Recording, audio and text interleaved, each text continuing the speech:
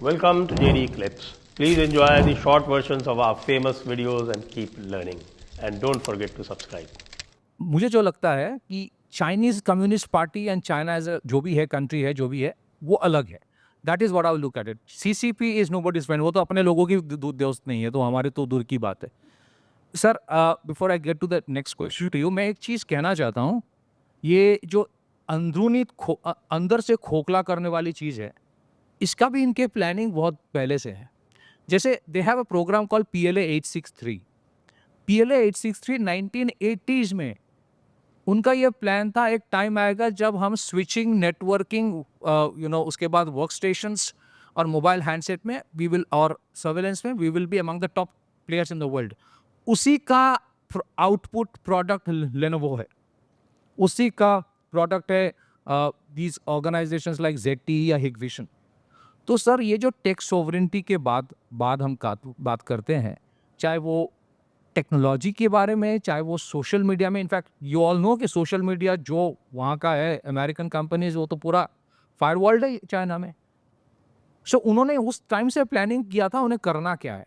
My question to you is कि sir, India को economically what are the things we are suppose to do, क्योंकि कुछ चीज़ें जो उन्होंने किया हमें भी करना चाहिए.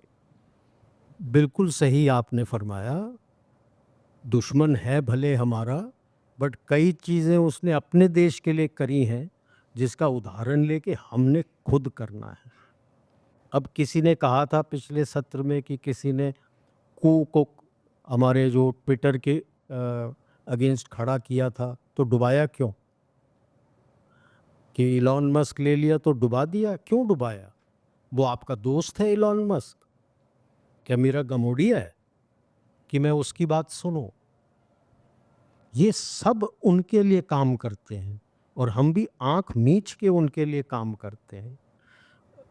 तकरीबन 2008-9 के आसपास हमारे हैंडसेट्स और मोबाइल्स भी आए थे, कैनवस और मैक्स. किसने डुबाया और क्यों? अगर वो बढ़ते रहते हैंडसेट्स, तो अभी मैं सैमसंग का या आईफोन के पीछे थोड़ी भागता. जहाँ मैं काम करता हूँ, IIT मद्रास में, हमने एक अपने लिए ऑपरेटिंग सेट बनाया हो, ऑपरेटिंग सिस्टम बना दिया है, भारतीय ऑपरेटिंग सिस्टम, जिसका नाम है भरोस. कमी क्या है? हैंडसेट नहीं है.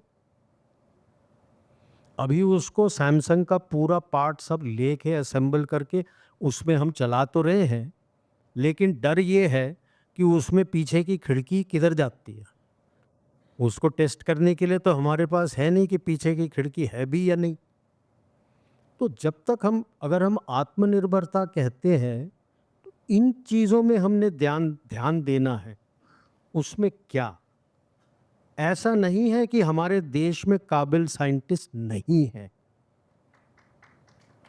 बहुत सारे हैं, और कई चीज़ों में मैं उनके साथ काम कर रहा हूँ. कमी क्या है?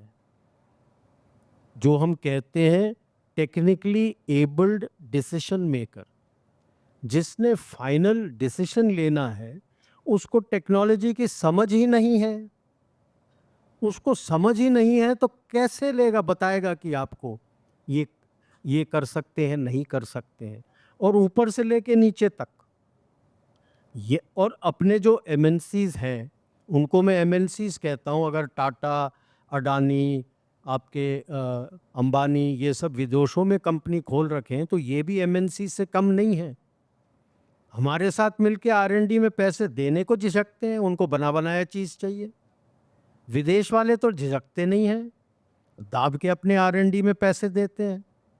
ये सोच हमने बदलना है कि मुझे बहुत दुख होता है जब ऐड आता है कि ये जर्मन टेक्नोलॉजी है, खरीद लो, अच्छा है. ये जापानीज टेक्नोलॉजी है. उससे बेहतर टेक्नोलॉजी तो हमारे इंस्टीट्यूशंस में पड़े हैं, और पड़े पड़े जंग लग रहा है उनको, क्योंकि कोई लेने को तैयार नहीं है और उसको डेवलप करने को तैयार नहीं है. तो जब तक ये सोच नहीं बदलेंगे हम, आत्मनिर्भरता आएगा नहीं. आप बार बार टेक्नोलॉजी के लिए बाहर जाओगे. तो ये सोच बदलना. Thank you. मुझे तो कभी कभी लगता है कि अगर कभी चाइना ने हमारे ऊपर सैंक्शन लगा दिया ना, तो that will be a very big blessing. क्योंकि जब अमेरिका ने सैंक्शन लगाया टेक्नोलॉजी डिनायल में, we made everything. From cryogenic engine to super computers. अब एक बार चाइना लगा दे, ये प्रार्थना कर लीजिए प्लीज़। अच्छा, सर ने जो कहा वेरी इंटरेस्टिंग। आप देखिए क्या होता है, जो हैंडसेट मैन्युफैक्चरर है उनके साथ ऑपरेटिंग सिस्टम वाले एग्रीमेंट कर लेते हैं कि मेरे ऑपरेटिंग सिस्टम को ही आप यहाँ पे एम्बेड करोगे, कुछ और नहीं। तो आप एक ऑपरेटिंग सिस्टम बनाओगे लेकिन आप हैंडसेट तो है नहीं। और दूसरी चीज़ जो पिछली वाली खिड़की की बात, दैट्स अ बैक डोर। अब हार्डवेयर जैसे चीज़ है, जैसे आज if there is an issue with data breach, इसके बारे में मैं वही बोल रहा था, 1980 से चाइना ने काम किया है।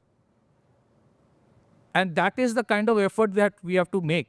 असेंबली मेक इन इंडिया जो हो रहा है, a lot of things have happened, no doubt, लेकिन असेंबली के ऊपर उठना पड़ेगा।